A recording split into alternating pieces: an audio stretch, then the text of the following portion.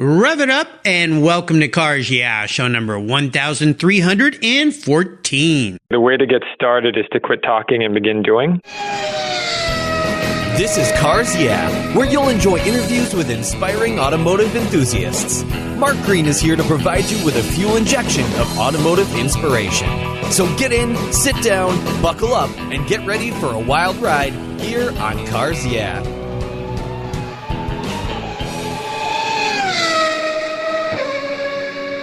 Hello, automotive enthusiasts. I'm revved up and so excited to introduce today's very special guest calling in from the Petersen Museum in Los Angeles, California, Michael Bodell. Hey, Michael, are you buckled up and ready for a fun ride?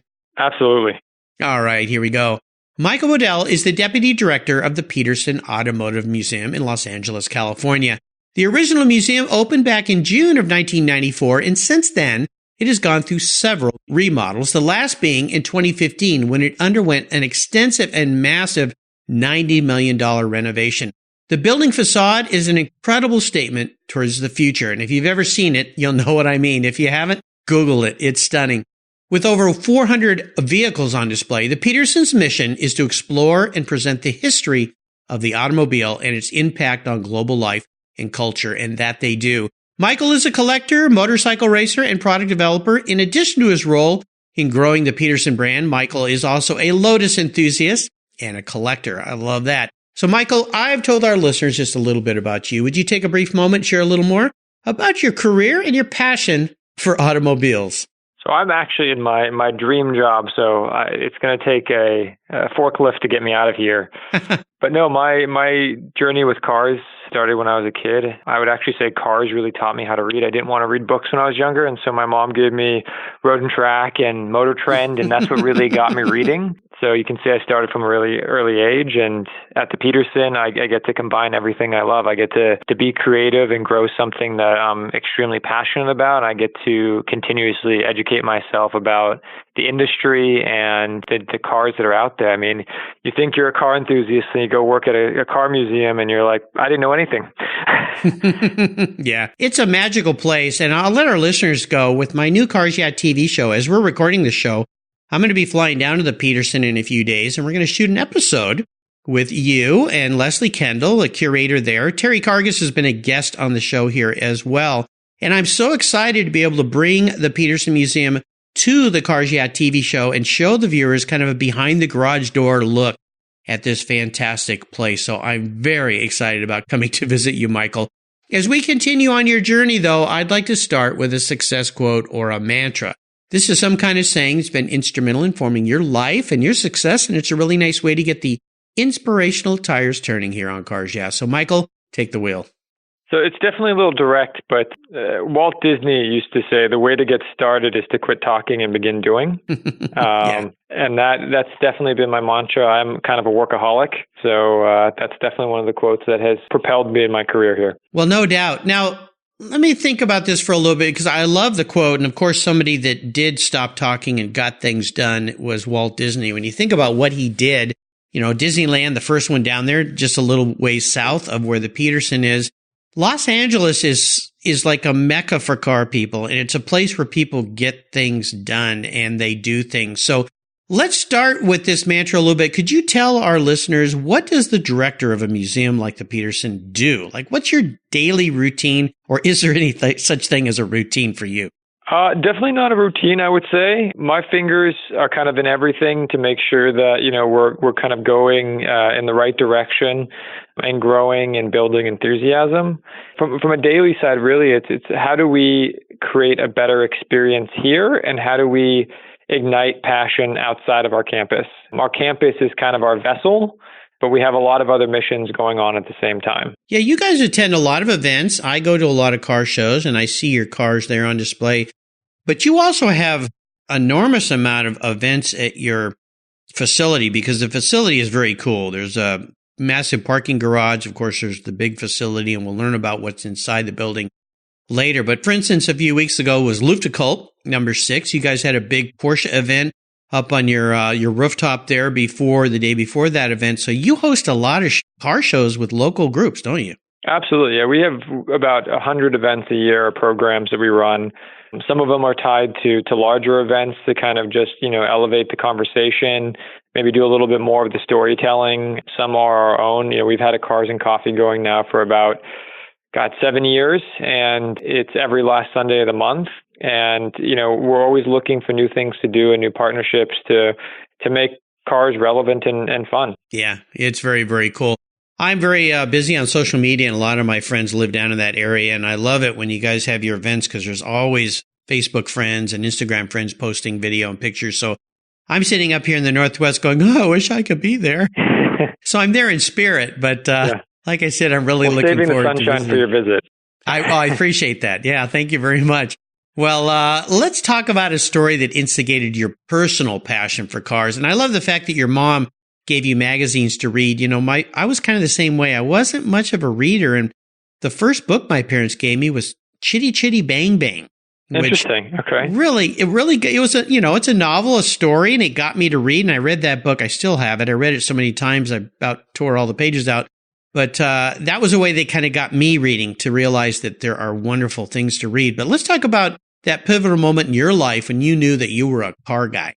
So when I was, after, really kind of setting the foundation, or the scholastic foundation for my learning with car books and magazines, I remember when I was 5 or 6 years old, I've got two older brothers, both who are not, one of them's a kind of a car guy, the other one's not. And the one who wasn't wanted to learn about cars. So I remember putting a kind of a collage together. It was a book, and every page was the stats behind the kind of 15 most important cars that you need to know if you're a car person. And I cut out pages of magazines, and I put the book together for them, and then I walked them through the book. And I think at that moment, cool. I was already teaching somebody about cars. That's very cool. Yeah, you were made for your job. But then honestly, I bought my first car when I was 14 years old. It was $500. It was a Nissan 300ZX. It was in terrible condition, and I knew it was not running, and I knew it'd take a long time to get running. So that was my first car. So I basically worked on that car for 2 years before I got my license so that I could have that car ready for when I started driving. And that was, it just kind of compiled from there, trading up cars and working on cars. And I like to tinker with things. So, cars are probably the ultimate decompression for me. A long day of work. Cars, it's like Legos. There's one way that they fit together, but there's so many options. Yeah, that's a nice analogy. Yeah, I like that. That's how I relax, is working on cars. I love it. Well, let's talk about some of the roads you've driven down and talk about a big challenge or a big failure that you faced. I like this question because it helps people who might be going through the same thing realize there's a way out. And more importantly, there's a valuable lesson learned in these situations. So walk us through specifically one that you had a lot of struggles with, and tell us how that experience helped you gain even more momentum as you move forward in your business and your career. Absolutely. So when I was, I've always been I started full-time work when I was 16. I graduated high school early. I got into to Davis, and it was one of those kind of pivotal moments in your life where you're like, okay, going to school or, working. And I wanted to pursue work, so I continued working. That was one of the biggest challenges for me was, I think everyone in my family stressed, having a degree, especially my grandfather who was, an MBA, was like, you got to go to school to be successful. And I got an AA, and I was working full time, and, then I was going to transfer to Davis, and I want to keep working. I want to see where this takes me. And I've been very fortunate to have work propel me to where I am today. And I've done, specialty things and, specialty courses to kind of get up to speed on some things. But that was probably the biggest challenge for me, is making the decision of, do I go to school, or do I continue, kind of with this work ethic and see where it takes me? Yeah, this is an interesting topic because I'm sitting on a board with the RPM Foundation, and we're having a conference in September of this year, and I'm going to be the MC for all the different guests that come in. And this is one of the topics we've talked about, is helping young people realize that there are very viable careers in the automotive world that don't rely on liberal arts degrees or degrees. Now, there may be trade schools, and there are a few schools like McPherson that do offer 4-year degrees, but in many cases, learning how to do what you need to do and then getting a viable job in the field you're passionate about, restoration, preservation, curation, whatever it might be, or the things you do are out there. And was talking with my neighbor last night about the challenges with so many young people these days going to college,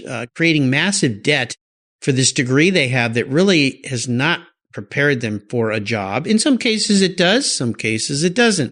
And I think that I'm kind of hoping things are changing a little bit in that respect so that there's not so much emphasis on that. And it's more on what do you want to do and what's the path to what you want to do. Are you sensing a little bit of that? Yeah, I mean, my path was fine art, so I was an artist. As much fun as that was, I would say that I immediately knew that that was not a career path that I wanted to be. I wanted to be successful.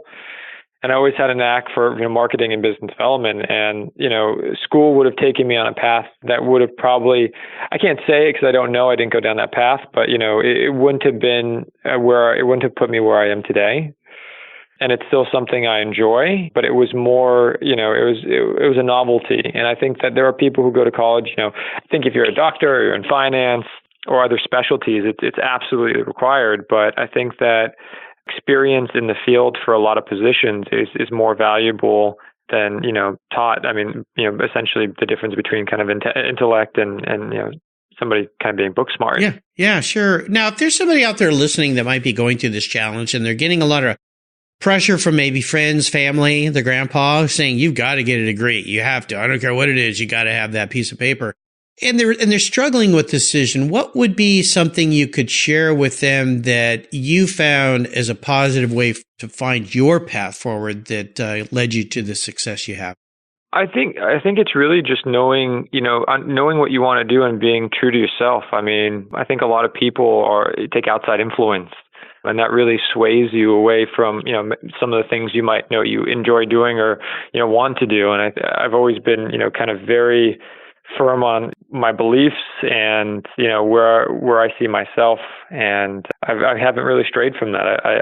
I'm a very frugal person. I've always been interested in, finance, and I've always kind of wanted to understand how things work. And so I've kind of self-educated, especially in areas where I felt like, I needed to kind of grow. It's really just being true to yourself. I mean, I think a lot of people know what they want to do, but there are so many things that are distractions, that they get off their track. And stay on your own track.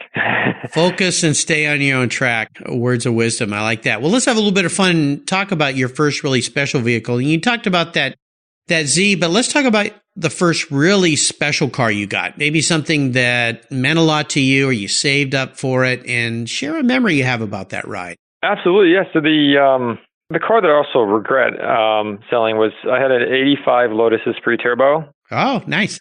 And I absolutely loved that car. My dad had Lotuses, and I actually bought that car from my dad. And that was like my first real, I would say, collector car. And, everybody used to complain. I mean, I think everybody still complains about, British cars and reliability. And I grew up with British cars, and, I've always tinkered with Jags and old Lotuses. And, that car was actually probably one of the most reliable cars I've ever, and it was my daily driver. But, just driving that car is such a visceral experience. It's super lightweight and no power steering, not a lot of power, but, right in it's got the perfect torque curve. That was one of my favorite cars. And I think that the principles of that car, not only kind of taught me good driving habits, because, those cars are, the weight balance is in the rear and there's no assists. It was a really good lesson of, how do you appreciate, something like that. I mean, Colin Chapman had such good fundamentals when he built his vehicles. How do you apply those fundamentals to other things? And so that car was definitely the pinnacle for me. And I've always see them come up now, and it's one of those things where it wouldn't surprise me if one ended up at the Petersen again as a daily driver, an unpractical daily driver. Yeah, I understand. It's interesting. We're talking about Lotus Esprit here because my guest yesterday was Peter Nielsen, and we were talking about Lotus Esprits as well. So it's odd that 2 days in a row I have two guests, but of course we were talking about the relationship to that car and James Bond, of course, The Spy Who Loved Me, and some of the other movies. And, that car gained so much notoriety in that show. Beautifully designed car, I think. I mean, they're just Really, really cool looking car. And that movie, of course, kind of launched them into more fame, if you will. But I love the fact that it was a daily driver. That's very impressive. Yeah, I mean, I've always, kind of liked to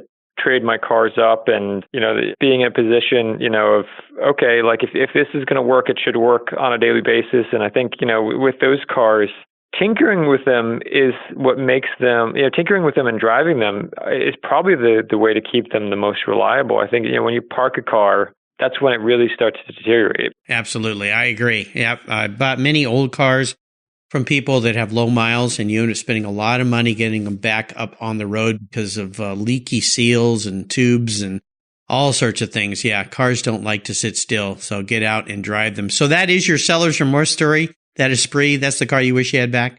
That is the seller's remorse story. Yeah, that car I sold. I would also say from a market side, I probably sold it at the weakest time in the market, which was 2008.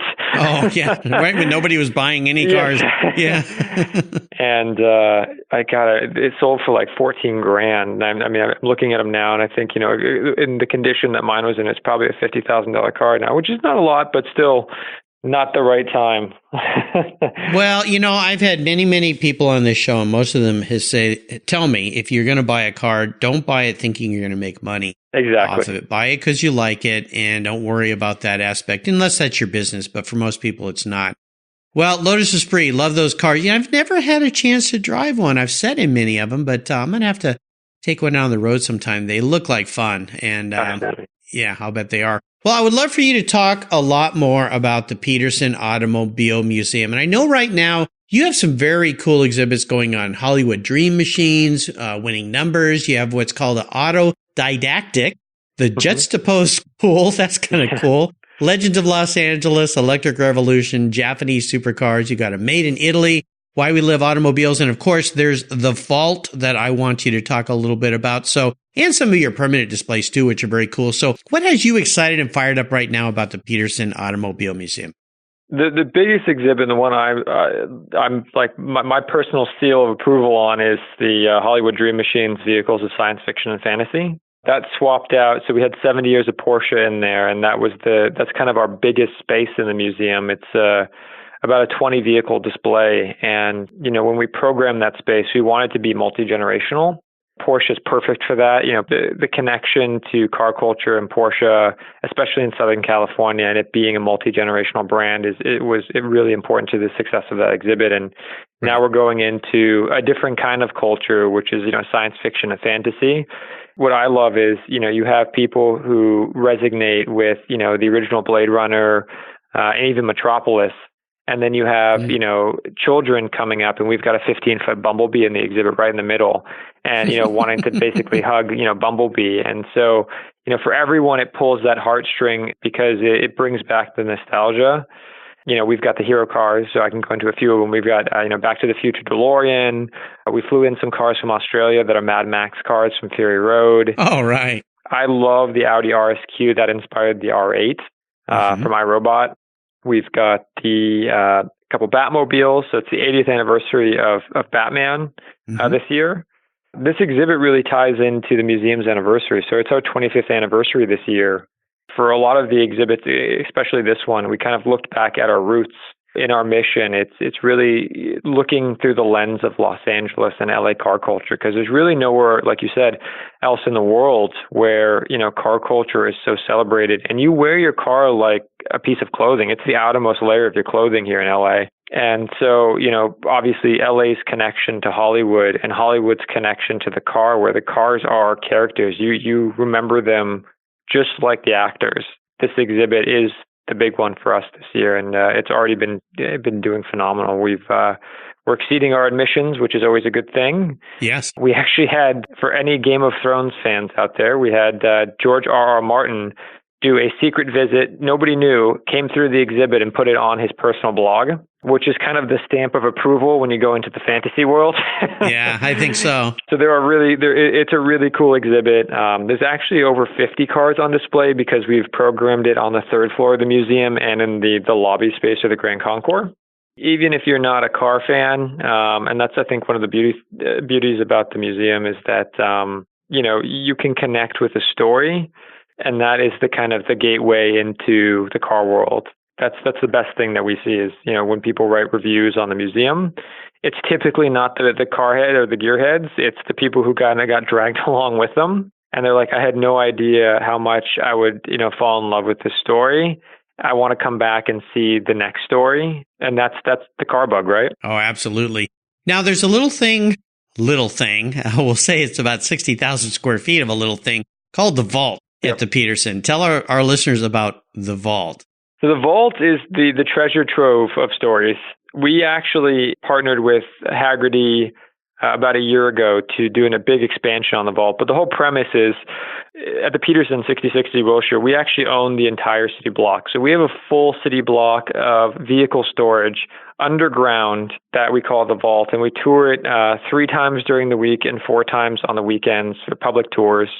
You have everything from the round door Rolls Royce, which is kind of one of the flagship cars of the collection, to the Shaw Bugatti.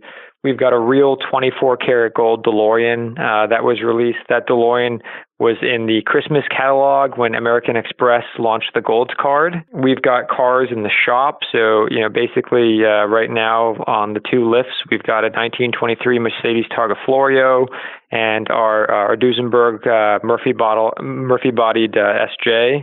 So supercharged Duesenberg.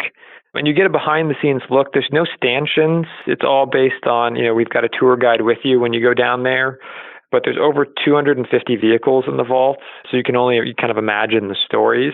And with this recent expansion, it's only added more. So, Haggerty allowed us to expand it to a full 60,000 square feet. It was in 20,000 square feet. Now it's in 60,000 square feet. And it's pretty spectacular. There's a 90-minute tour and a 2-hour tour. If you're an enthusiast, I would say do the 2-hour tour and then do it again, because every tour guide focuses on different cars because they have connections to certain vehicles. And we're always swapping out content. So we highlighted Porsche last year. This year we're highlighting supercars. So we reprogram the space annually, and we're about to go through another big reprogram. So get in there while the supercars are still down there. Yeah, this is very cool. I'll remind our listeners, go and check out petersen.org on the website for the museum. If you're going to be in the Los Angeles area, anywhere in California, it's worth a trip down to Los Angeles to visit the Petersen. And again, look for Cars Yeah TV Season 2, where I'll be there with Michael and the curator, Leslie Kendall, and we'll be showing you even more while I'm there. Fantastic place to go. Michael, up next is the last lap. Before we put the pedal to the metal, let's say thank you to today's Cars Yeah sponsors. Hey, fellow automotive enthusiasts, I'm a huge fan of Covercraft. I've protected my vehicles with their products since 1975. That's right, all the way back to my high school days. Want to keep your vehicle's exterior and interior looking new? It's easy with a Covercraft car cover. A car cover is the best way to keep your vehicle looking great for years to come. Car covers protect your paint from fallout, birds, dust, rain, insects, and pollen. It's a fast, easy, and inexpensive way to keep your vehicle looking new. I use my Covercraft car covers every single day. Right now, you can get 10% off all Covercraft custom car covers or their ready-fit car covers. Plus, they offer you over 15 quality fabrics to choose from. Their spring sale is from April 15th through June 16th, 2019. Order direct at covercraft.com and tell them Mark at Cars Yeah sent you. Covercraft is the right choice. Learn more today at covercraft.com. That's covercraft.com. Are you looking for a way to get your products or services into the ears of thousands of automotive enthusiasts around the globe? I can help. This is Mark Green here at Cars Yeah, and I'd be honored to be an influencer and ambassador for your brand in a unique and personal way. 5 days a week, thousands of subscribers and listeners enjoy the Cars Yeah podcast and website. Contact me today and I'll show you how at mark@carsyeah.com or connect with me through the Cars Yeah website at carsyeah.com. Hey, Mark Green here from Cars Yeah. Did you know you can now see me on the Cars Yeah TV show. It's a weekly visit to some of my past Cars Yeah podcast guests, and I take you along for the ride. You go behind the garage door and into their lives, their businesses, and you get to see what makes them successful. With tens of millions of viewers, Cars Yeah TV is making its mark. Cars Yeah TV is available on MAV TV and Lucas Oil Racing TV. You'll find MAV TV on Direct TV, Fubo TV, Fios by Verizon, or you can stream it through Lucas Oil Racing Television online. And they said I only had a face for podcasting.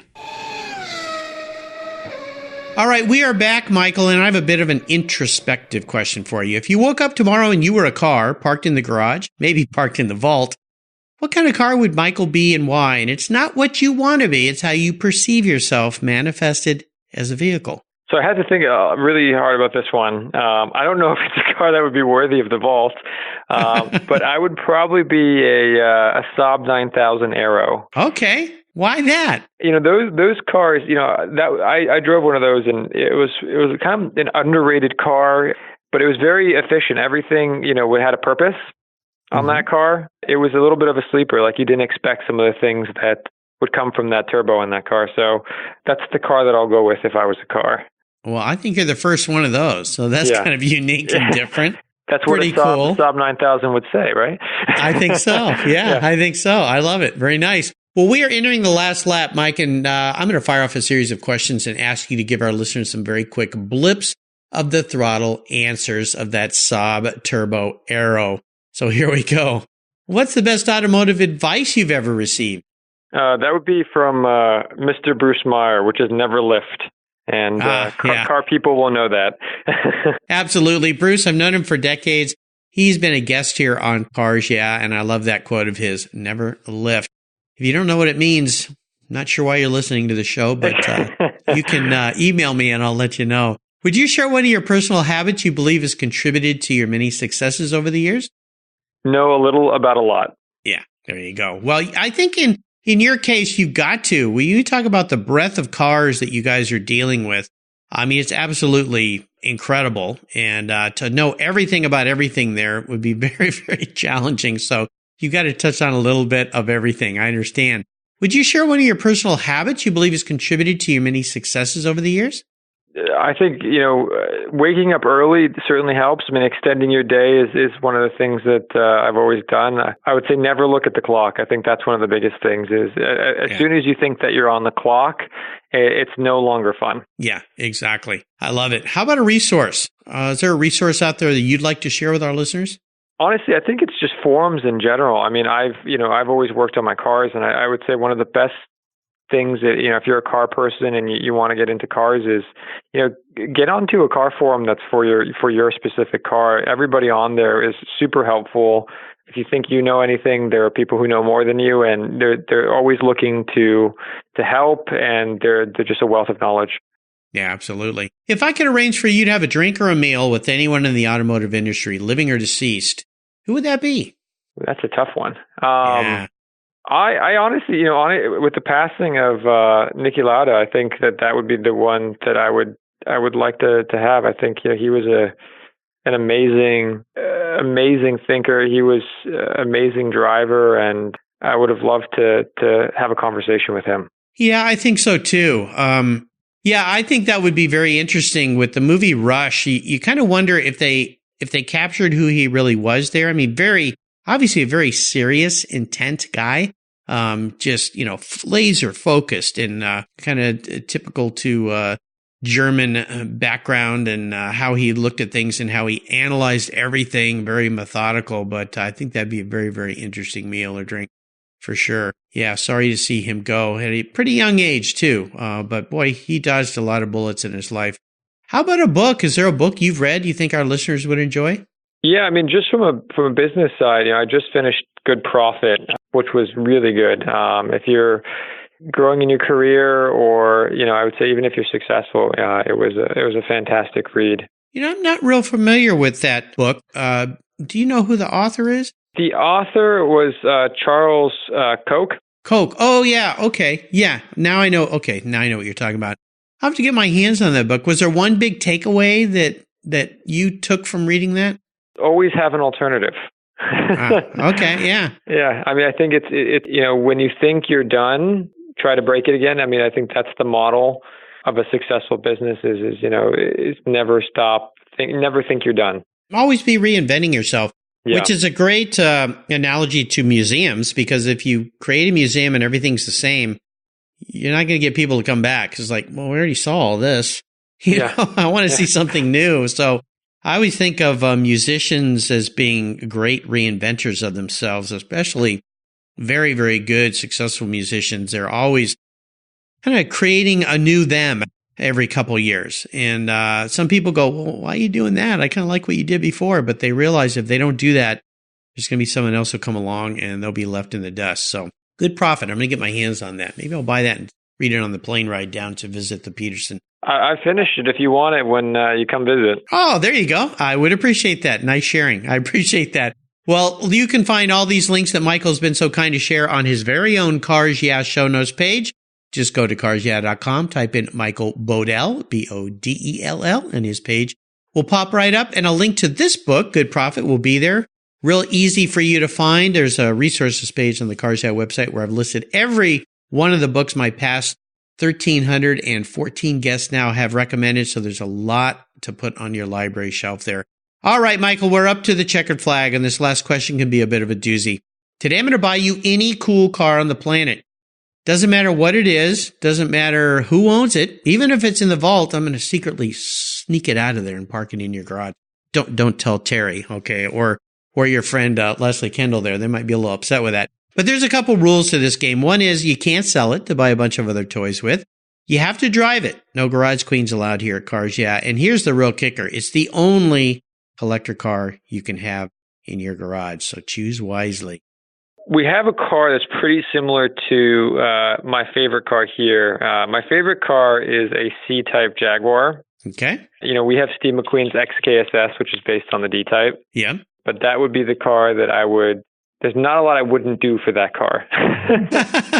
Well, a C-Type Jaguar, now this is kind of interesting because really an iconic car when you think about the C-Type. I mean, it was just an incredible car. I think they were built in the early 50s, 51 to 53, something like that. And the C, of course, stood for competition. Mm-hmm. So that makes sense why you would like that car. And I think there were only 50-something of those made, if I'm remembering right.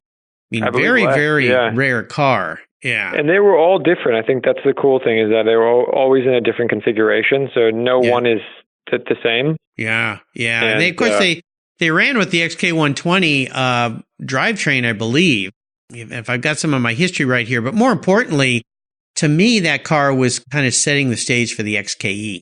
Absolutely. No, I think, that was Jaguar's heyday. Yeah. And for at least for motorsports. And I think that design, I memean, the designs were so beautiful. The XKSS, I think it's 56, the one we have. It's 0 to 100 was 14 seconds. And in 1956, I mean, even by today's standards, that's quick. Mm-hmm. It shows you how engineering, when you get a company behind a goal, what can be accomplished. Oh, yeah. And of course, they won Le Mans, 24-hour Le Mans twice with that car. Jaguar did, which was cool. Had a 3.4-liter twin cam straight six in that thing. That car is so elegant and so beautiful. I see why you want one of those in your garage. So this is going to cost me a lot of dough, You realize that, right? Yeah, it's probably more likely that there's a kit in my future. Well, I'll see what I can do. Now, if you had your druthers, what color would you like your Jaguar to be? I think British Racing Green. I think that is kind of fitting. Yeah, that car actually came in a very beautiful blue. I'm not sure what it was called, but there's also like a dark blue that car. I have seen the originals in, and it's pretty spectacular. I remember seeing a blue one on the lawn at Pebble one year, and it was just stunning. In the morning fog. I mean, it's just beautiful, beautiful car. Ah, nice to think about, right, Michael? That is beautiful. All right. Well, when I'm down there to shoot Cars Yeah TV, we can talk more about C-Type Jaguars and all the vehicles. You have taken me and the listeners on a nice ride today, and I've really enjoyed your stories. I want to thank you for sharing your journey. Could you offer us a little parting piece of wisdom or guidance before you drive off down the Coast Highway there, Highway 1, in your very own C-Type Jaguar? Well, thank you for having me as well. And I think the parting advice is just, follow what you're passionate about. passion will guide you to where you want to go. Absolutely. And what's the best way for our listeners to learn more about you and the Petersen Museum? For the Petersen, go to petersen.org, and it's Petersen with an E. And you'll see all the great exhibits coming up, and you can learn more about the collection and the vault. I'm listed on the website, but you can find me on LinkedIn. There you go. Or you can find me on my Instagram, which is mbodell8. Is that a number 8? That is a number 8. Okay, there you go. Well, listeners, again, I'll put links to all those on Michael's show notes page so you can follow along. More importantly, look into the Petersen Museum. If you're going to find your way maybe this summer out visiting the West Coast, make your way to the Petersen Museum. Take your family. The kids will love it. Your spouse, who maybe isn't into cars, might like it too. I promise you, there's something there for everybody. Michael, thanks for being so generous today with your time and expertise and for sharing your experiences with me and the listeners. Until I see you at the Petersen in about a week, I'll see you down the road. Thank you so much, Mark. See you down the road. You're welcome. You take care of your cars, but who takes care of your investments? Tune-ups aren't just for engines. Updating your financial plan is important too. Your GPS may take you from A to B, but it won't help you on the road to financial freedom. For that, you need a good co-pilot and a very trusted advisor. Chris Kimball, CFP, is just the man for the job. He'll guide you down that road without driving you crazy. For over 25 years, Chris has helped people just like you and me with their financial planning and investments. With a master's degree in financial services, he is eminently qualified, and he's a car guy too. Learn more at chrisvkimball.com or call 866-ON-A-PLAN. Securities through Money Concepts Capital Corp., member FINRA SIPC. CK Financial Services is not affiliated with Money Concepts Capital Corp. Thank you so much for joining us on today's ride here at Cars Yeah. Drive on over to carsyeah.com to find show notes and inspiring automotive fun. Download your free copy of Filler Up, a fun book filled with gorgeous photographs of fuel filler fun, including quotes from more inspiring automotive enthusiasts.